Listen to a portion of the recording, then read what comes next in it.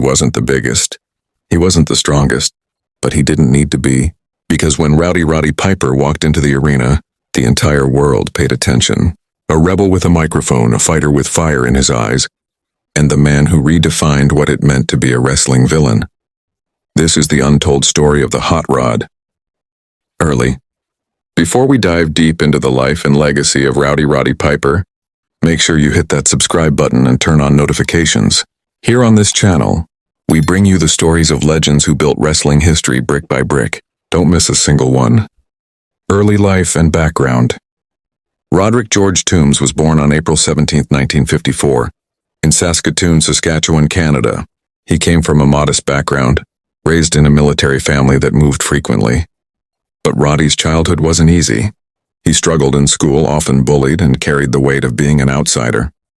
That fiery temper, that restless energy, it would one day become his greatest weapon. By the time most kids his age were worrying about homework, Roddy was already surviving on his own. At just 13, after a fallout at home, he ran away, armed with nothing but a bagpipe set and a dream. He wandered from shelter to shelter, working odd jobs, searching for a place where he belonged. Education and wrestling entry. Formal education took a backseat to survival, but what he lacked in textbooks he gained in grit. Roddy discovered wrestling through local gyms. His first break came as a teenager, when he stepped into a wrestling ring at just 15 years old.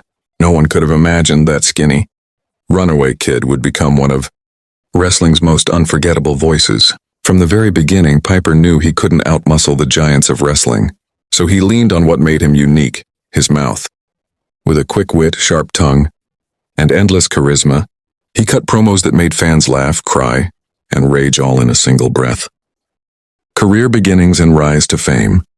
Piper's early career took him across the territories of North America. He learned the craft the hard way, small paychecks, long drives, and tougher crowds. But wherever he went, he left an impression.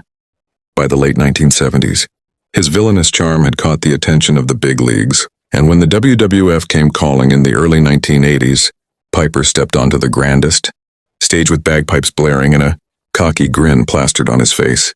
He wasn't just entering the ring, he was taking over the microphone. Rivalries and feuds. Narrator. And then came the rivalries that etched his name into wrestling folklore. Hulk Hogan, Mr. T, Jimmy Snuka.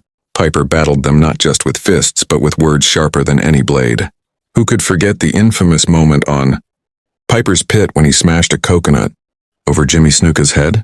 It wasn't just a promo, it was theater, chaos, and pure wrestling magic. But Piper's biggest feud came during the Rock and Wrestling Connection. As Hogan teamed up with celebrities to take wrestling mainstream, Piper became the perfect antagonist. He hated the glitz. He mocked the stars, and in doing so, he made WrestleMania possible.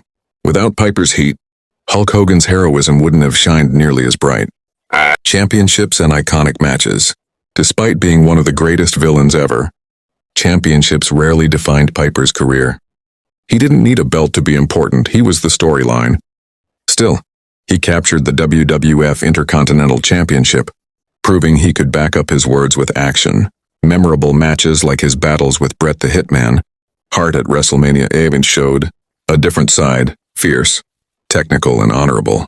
In that match, Piper chose respect over dirty tricks, giving fans a rare glimpse of the man behind the chaos. Personal struggles and controversies.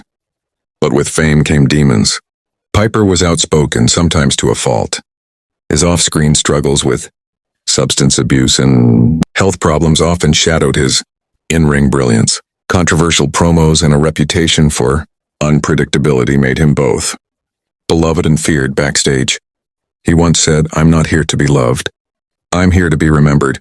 And he lived that motto every single day. Comebacks and highlights. Even as the years passed, Piper remained a fixture in wrestling.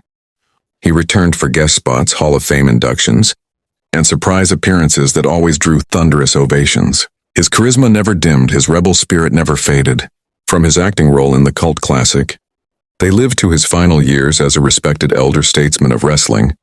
Piper proved he was more than just a heel, he was an entertainer who transcended the squared circle. Legacy and impact. Narrator, emotional tone. Rowdy Roddy Piper passed away on July 31, 2015. at just 61 years old, but his legacy, eternal. He wasn't the hero. He wasn't the villain. He was the spark that made both sides burn brighter. Without Piper, wrestling's golden era wouldn't have had its rebel, its chaos, its voice of madness. Roddy Piper taught us that in wrestling, words can hit harder than fists, and sometimes, the loudest roar comes from the man who dares to go against the grain. If you grew up loving wrestling, you know there will never be another.